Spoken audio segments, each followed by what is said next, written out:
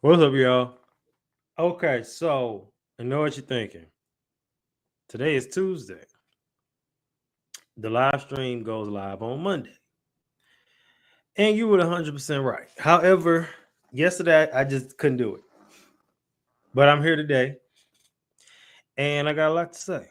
So we're going to cover some things today. And it's only me today. So we got to keep the content going. We just got to keep it going. We can't one monkey don't stop no show. I actually saw last night, I think I was laying down, or was it this morning? This morning, Talks with 2K. He was live this morning. And I just said, and I had already kind of entertained the idea. I said, we're just gonna do it on Tuesday. So this is only a one-time thing. We back to Monday next week. I got back in town yesterday and I just was dragging, still low-key recovering. But we're gonna cover some things, and as you see in the title, so we got some things we got to talk about. So let's get into the first topic for today. All right, so now Adam Sandler is going viral for what he wore to the Oscars. Now, you know, the Oscars is when you PTSO. Adam Sandler chose to do the opposite. So let me share my screen so y'all can see if y'all didn't see. And this is compliments of Neighborhood Talk.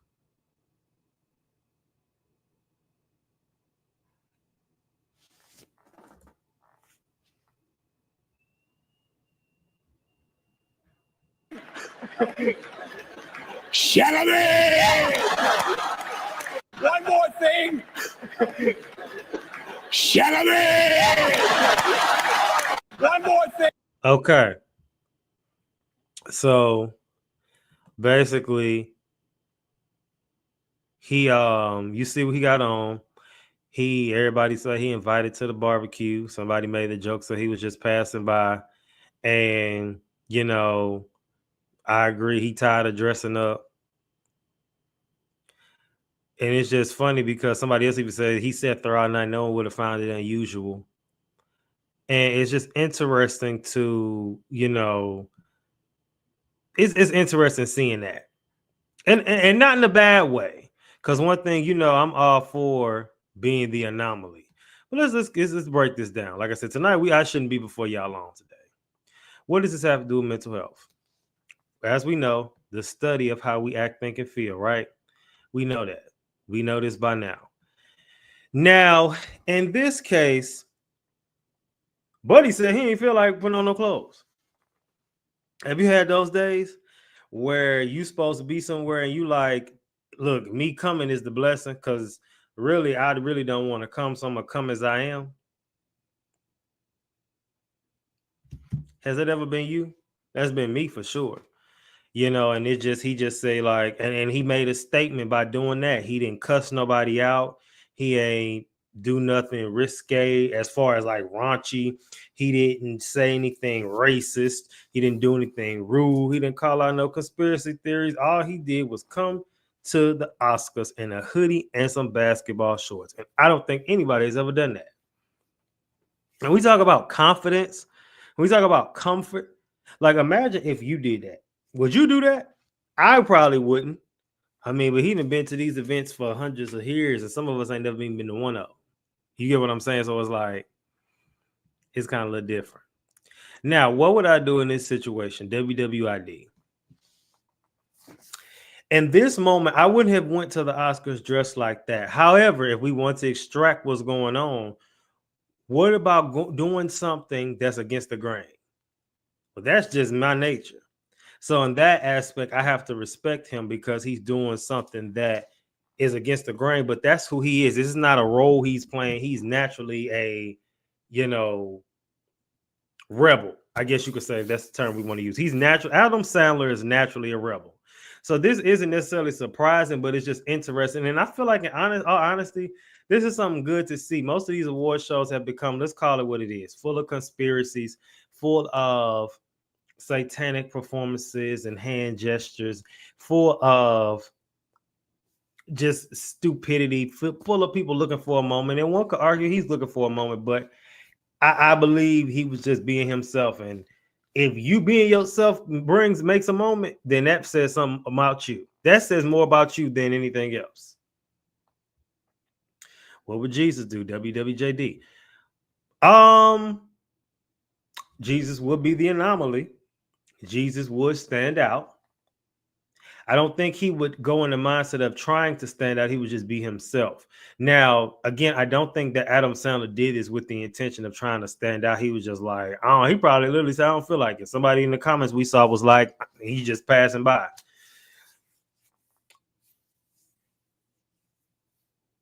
Was there a strict dress code? That's the question we have to ask. I would assume it is. Again, I've never been to the Oscars. I'm not going to fake the funk. But is there a specific dress code? Or is it just kind of one of those things where you just know what to do? Because if there's no dress code, he's not being rebellious. But however, if it was a dress code and he's being a rebel from that angle, it's kind of like, well, you're just breaking the rules on purpose, which is still a statement, but Jesus wouldn't break the rules on purpose unless they went against the laws and rules and regulation of Yahweh, the Most High God. If it didn't do that, then he would follow the rules. So yeah, and the dress code is not going against God. So it's kind of like if that was the case, he wouldn't have did.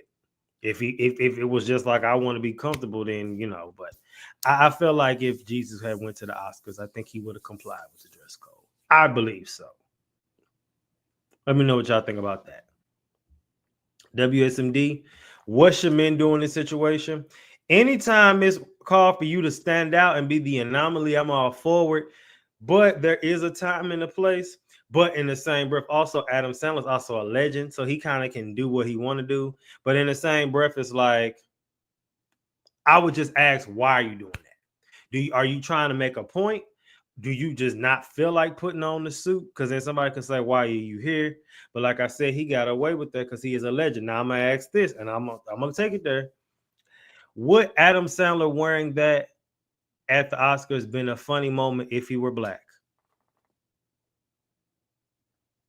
If he was a black man doing that, maybe this is the wrong person to use, but if Chris Rock did that, if Will Smith did that, Samuel did that, would it cause more of a ruckus? And I ain't trying to turn this to a race thing, but this is something I just want to know. I believe it will be a different reaction. I do. I believe wholeheartedly it would have been a different reaction. Without a shadow of a doubt. It would have been a different reaction. So we end off with that. Adam Sandler is the GOAT, and he is the best. All right, let's move on to the next topic for today. So I saw a video. Now, this is compliments of the Shade Room, and it's about somebody who was causing a ruckus for some years. Let me share the screen so we can see it, because apparently he has a new album on the way. Tory Lanez reveals album cover. He says, through 2025, the comeback is personal. And he's teasing his comeback. A lot of mixed reviews. People saying he corny. People saying free Tory.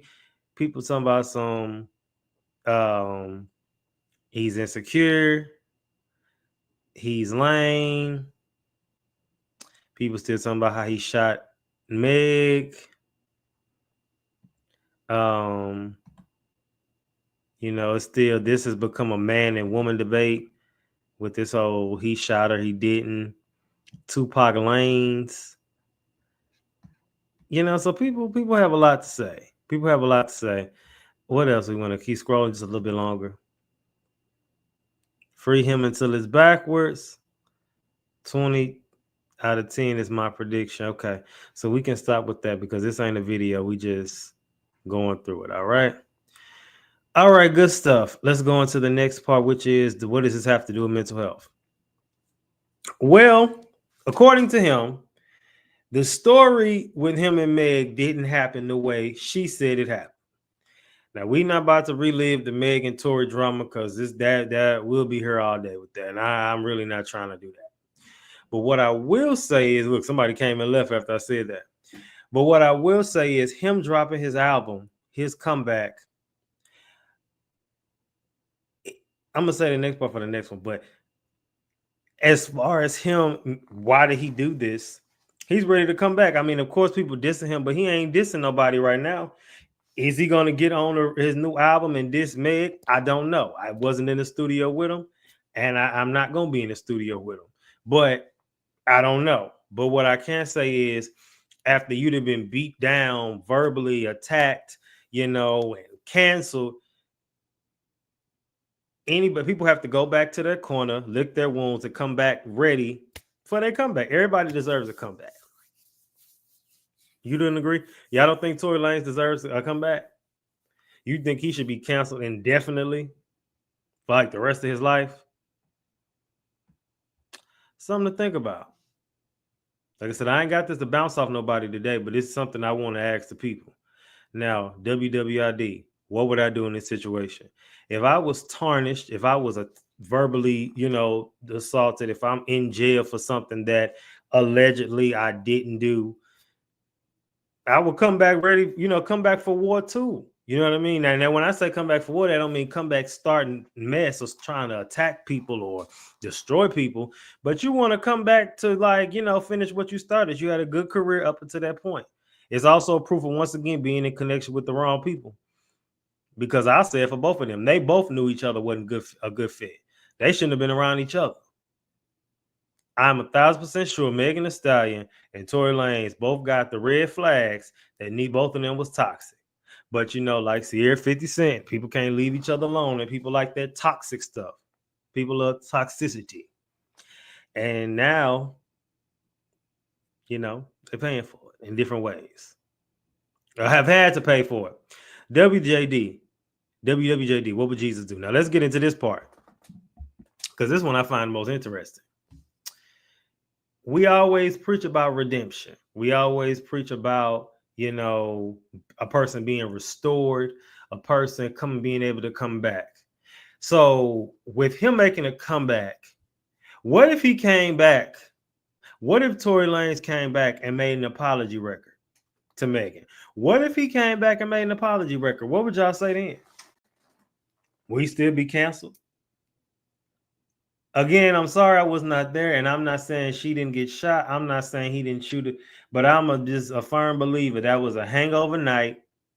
It was probably some drugs involved. We know it was liquor, and it just goes to show you what happens when all these foreign substances around and you're doing something you ain't supposed to be doing. I said for the longest, he should be held accountable, especially for having that gun, because why was it out? It's kind of like if he did shoot, cool. Well, not cool. But what I'm saying is, I would have hated to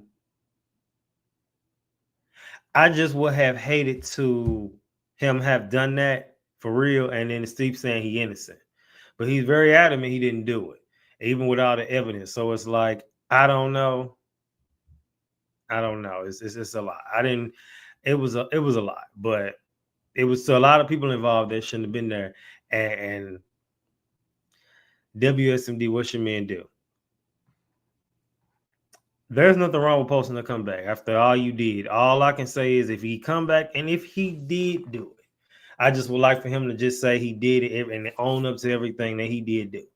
But in the same breath, and no matter what the evidence look like, if you didn't do something, don't fold and say you did it just so people can leave you alone.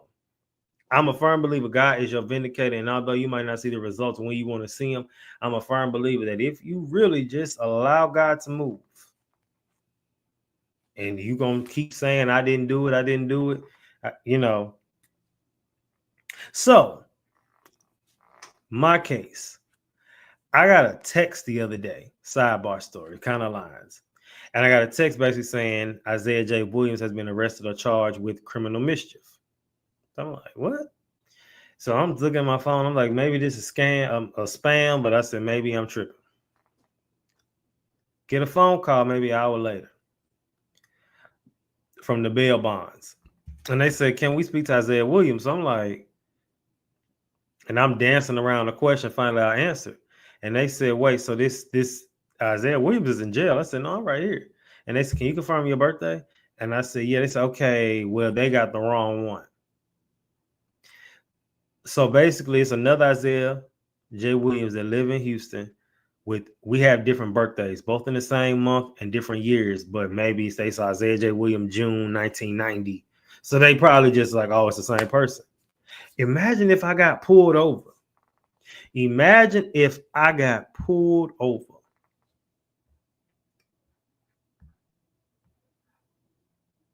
That wouldn't have been good.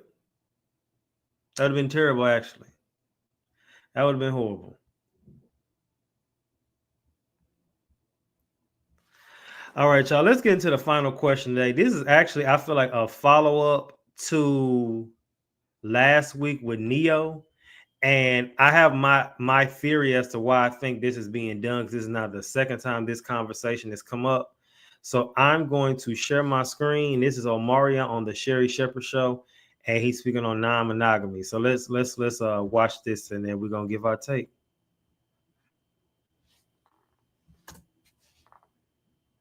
In my chair for Hot Topics about actor Kofi Siriboe. And he says that he practices ethical non-monogamy. Okay. Do you think that's a good idea? Ethical non-monogamy?